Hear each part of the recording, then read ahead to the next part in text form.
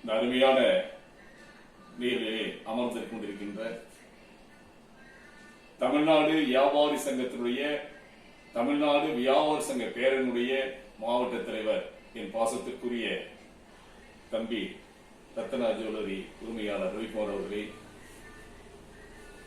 50 ஆண்டுகளுக்கு மேலாக என்னோடு தோளோடு தோல் என்று தமிழ் பணி ஆற்றிக் கொண்டிருக்கின்ற தமிழறிஞர் எங்கள் தமிழ் சங்க 5ஆம் உலக தமிழ்ச்சங்கத்துடைய பொதுச் செயலாளர் காத்தப்பன் அவர்களே,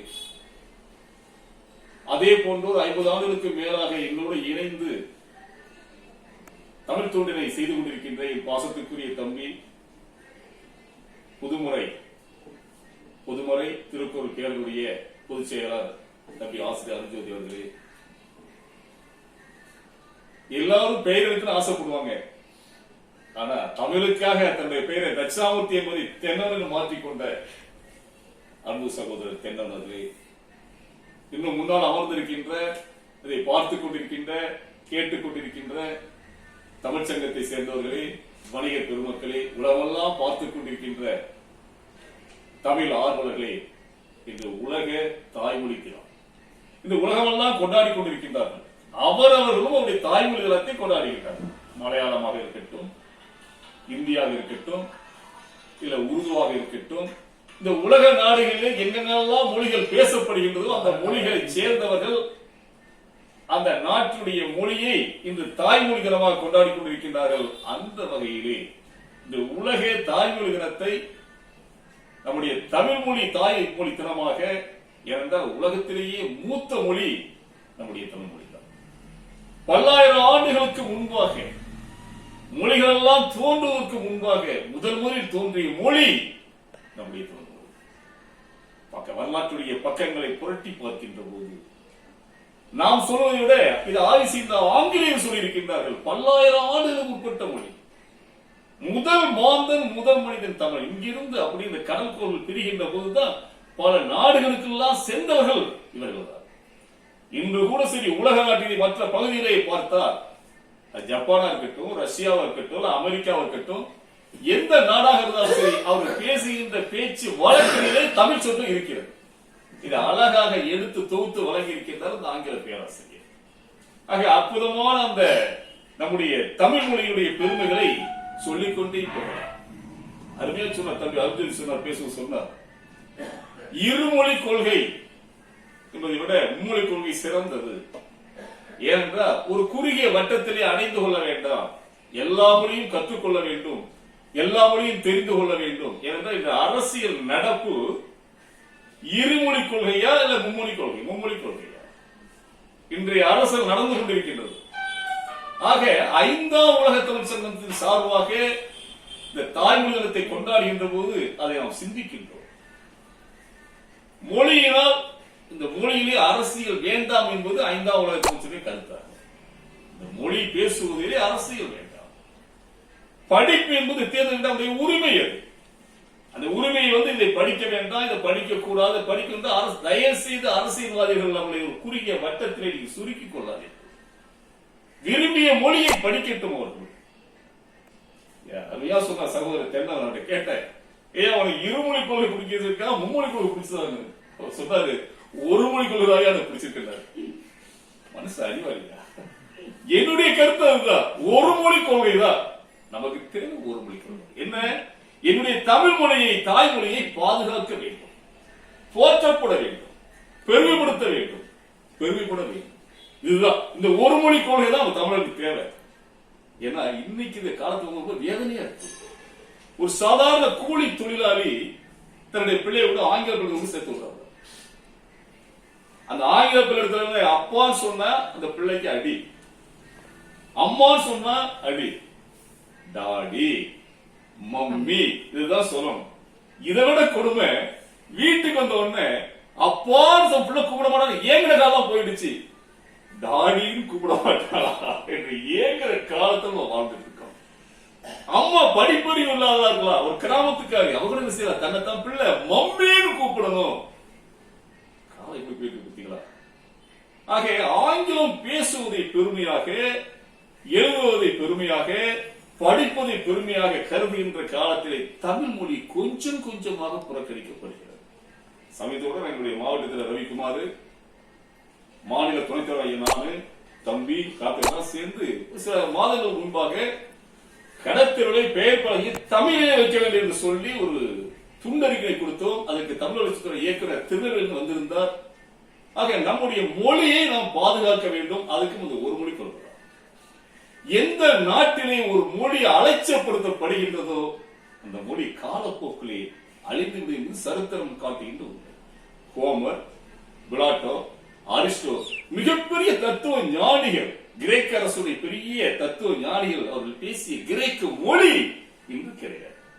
காரணம், அந்த மக்கள் மொழியை மறந்தார்கள். எப்படி தமிழ் ஒரு தொன்மையான மொழியோ அதுபோல ஒரு கிரேக்க மொழியும் பல ஆயிரம் ஆண்டுகளுக்கு உட்பட்ட மொழி. அந்த மொழி இன்று இல்லை. காரணம், பேச்சு வழக்கில் இந்த மொழி புறக்கணிக்கப்பட்டதால் ஒரு காலத்தில் உச்சத்திருந்த மொழி இன்று காணாமல் போய்விட்டது. அது போன்று ரோமன் லத்தீன் மொழி இல்லை. அது போன்ற நிலை நம்முடைய தமிழ் மொழிக்கு வரக்கூடாது சொன்னால் நம்முடைய கொள்கை ஒரு மொழி கொள்கை தான்.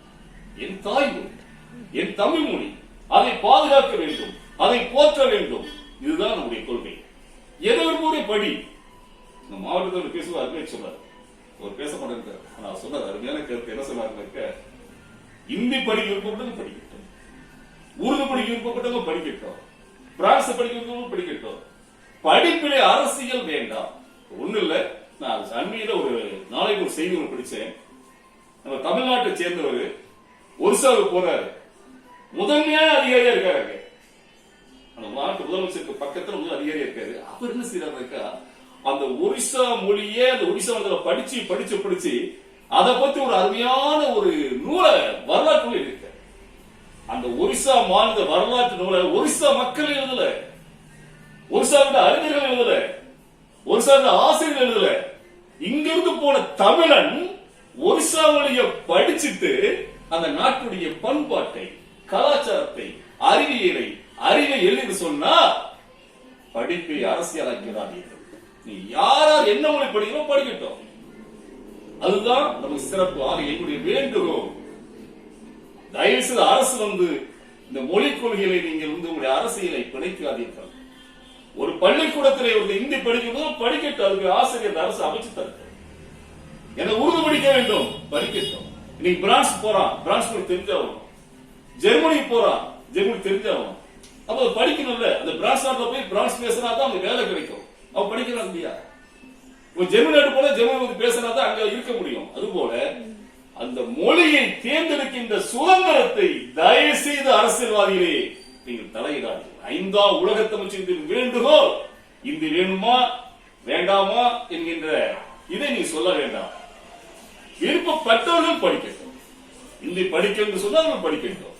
எனக்கு மலையாளம் தேவையா மலையாளம் படிப்போம். நான் ஜெர்மன் நாட்டுக்கு போக வேண்டிய ஜெர்மன் மொழி படிக்கட்டும், பிரான்ஸ் போக போகின்றேன் பிரான்ஸ் மொழியை படிக்கட்டும். ஆக ஒரு மாணவனுக்கு தனக்கு தேவையான மொழியை தேர்ந்தெடுக்க உரிமையை வாழ்கின்ற அரசு, அந்த நாட்டுடைய அரசு தர வேண்டும் என்பதுதான் எங்கள் 5ஆம் உலக தமிழ்ச்சங்கத்துடைய கோரிக்கையாகும். ஆகையினால் இன்று இந்த நாட்டுடைய முதலமைச்சருக்கு, மாண்புமிகு முதலமைச்சர் ஸ்டாலின் ஐயா அவர்களுக்கு எங்கள் 5ஆம் உலக தமிழ்ச்சங்க வேண்டுகோள், ஆர்வூர்ந்து இனி வரும் காலங்களில் இந்த அரசாக இருந்தாலும் சரி, எந்த அரசாக இருந்தாலும் சரி, எந்த நாட்டை எப்போது யார் மாறலாம், ஆட்சிகள் மாறலாம், இல்லை இதே ஆட்சிகள் தொடரலாம். தயவு செய்து அந்த முதலமைச்சர் அன்போடு கேட்டுக் கொள்கின்றேன். உலக தாய்மொழி தினத்தை தமிழ் தாய்மொழி தினமாக நம்முடைய தமிழ்நாட்டிலே கொண்டாட வேண்டும். இதுதான் ஒவ்வொருத்தரும் உலகமும் கொண்டாடுறாங்க தாய்மொழியில. ஆனால் தமிழ்நாட்டிலே தமிழை தாய்மொழி தினமாக நாம் கொண்டாடுவதற்கு அரசு அதை அரசு விழாவாக எடுத்து வர வேண்டும். இதுதான் என்னுடைய கோரிக்கை. இதை அரசுடைய கவனத்திற்கு கொண்டு செல்ல இருக்கின்றோம். அடுத்த ஆண்டு இதே தமிழ் தேசிய விழா கொண்டாடுகின்ற போது, தாய்மொழி தினம் கொண்டாடுகின்ற போது தமிழ்நாடு அரசு விழாவாக நடத்த வேண்டும். இதை ஆண்டுகள் தோறும் பிரம்மாண்டமாக, ஏனென்றால் இன்று நம்முடைய உயிர் மொழியை காப்பாற்ற வேண்டிய காலகட்டத்தில் நாம் இருந்து கொண்டிருக்கின்றோம். நம்முடைய கவனத்தை இந்த மொழி வேண்டாமா அது படிக்காமல் சொல்வதை விட உங்களுடைய தாய்மொழிகளை நீங்கள் பாடுபடுங்கள், தாய்மொழியை உயர்த்துங்கள். என்ன கொடுமை இது! இன்று கோயில்களை பார்த்தால் மொழி இல்லை, ஏதோ ஒரு மொழியை செய்கிறார். என்ன சொல்றோம், நம்ம பிடித்த கடவுள் முருகன் தான், அவனுக்கு பிடித்த மொழி தமிழ் மொழி. அதுல போய் செய்யலாமே, அச்சரப்படலாமே. வழக்காடு மன்றங்களிலே தமிழ் வேண்டும் எங்களுக்கு நீண்ட நாள் கோரிக்கை. எல்லா நாட்டிலேயும் அவங்க மொழியெல்லாம் இருக்கு, ஆனா இங்க தமிழ்நாட்டிலே ஆங்கிலத்தில் மட்டுமே இருக்கு. ஆனா இடையில சில இடங்கள் எல்லாம் பேசுவதற்கு வாய்ப்பு கொடுக்கின்றார்கள். அதையெல்லாம் மாறி வழக்காடு மன்றத்திலும் தமிழை பேச வேண்டும். கோயில்களிலே அர்ச்சனை வெறும் போர்டு மட்டும் போட்டிருக்காங்க, தமிழ் அர்ச்சனை செய்யப்படும். தமிழிலும் தயவுசெய்து அரசு அப்படி செய்யக்கூடாது. இங்கு தமிழில் தான் அர்ச்சனை செய்ய வேண்டும். என்பது இங்கு தமிழ் தான் அர்ச்சனை செய்வது போடுங்க. விருப்பப்பட்டவர்கள் பிடித்த மொழி எது வேண்டுமோ அர்ச்சனை செய்யட்டும். ஆனால் என் முருகனுக்கு கோயில் தெய்வத்துக்கு பிடித்த மொழி தமிழ் மொழி தான். அதுபோன்று உங்கள் பிள்ளைகளுக்கு தயவுசெய்து கேட்டுக்கொள்கின்றேன், 5ஆம் உலக தமிழ் சங்கத்தின் சார்பாக கேட்டுக்கொள்கின்றேன், தமிழிலே பேசு. குழந்தை பிறந்தவன ஓரிடம் ஜோசியக்கார்ட்ட என்ன பிறந்தது, ஆண் குழந்தை, என்ன கொஞ்சம் பெண் குழந்தை, என்ன பேர் வைக்கணும் அப்படியே புரட்டி பார்த்துட்டு அப்படியே ஆரம்பிங்கன்றான். கேட்டாலும் ஷைன்னு. எத்தனை பேருக்கு தமிழ் இருக்கு, எத்தனை பேருக்கு தோன்றான் பார்க்கும்போது கேட்கலாம். அப்புறம் என்னமோ சொல்லி கடைசியில ஷக்கிலா அவரு பேர் ஷக்கிலா அப்படின்னு உயிர்மொழி எழுத்துக்கு வந்து எதுவும் நியூமராலஜி கிடையாது. எந்த பேர் தூய தமிழ்ல வச்சாலும் வந்து நல்லா நியூமராலஜி பார்க்க வேண்டிய வேலை கிடையாது, தமிழ்ல பேர் வச்சாலும். ஆக அதோட தமிழ் உங்கள் பிள்ளைகளுக்கு பேச விட்டுங்கள், தமிழ் பள்ளிக்கூடங்களை படிக்க வையுங்கள். குற்றி சொல்ற ஆங்கில பள்ளிகள் எல்லாம் பெருகிவிட்டது. தமிழ் மொழி வளர வேண்டும் என்று சொன்னால் நமக்கு தேவை ஒரு மொழி கொள்கைதான். ஒரு மொழி கொள்கைதான், தமிழ் மட்டுமே எங்க கொள்கை, அதுதான் எங்க உயிர், அதுதான் எங்க மூச்சு. அதற்காகத்தான் நாம எல்லோரும் பாடுபட வேண்டும். தமிழில் பெயர் சூட்டுங்கள், கோயிலை சென்று தமிழிலே வழிபாடு செய்யுங்கள், நீதிமன்றங்களிலே தமிழ் வளர்ச்சி அடையட்டும். இதுவே எங்கள் வேண்டுகோளாக கோரிக்கை வைத்து மீண்டும் இந்த தினத்தை, தாய்மொழி தினத்தை தமிழ் தாய்மொழி தினமாக அரசு கொண்டாட வேண்டும் என்று 5ஆம் உலகத்தின் சார்பாக அன்போடு கேட்டுக்கொள்கின்றோம். நன்றி, வணக்கம்.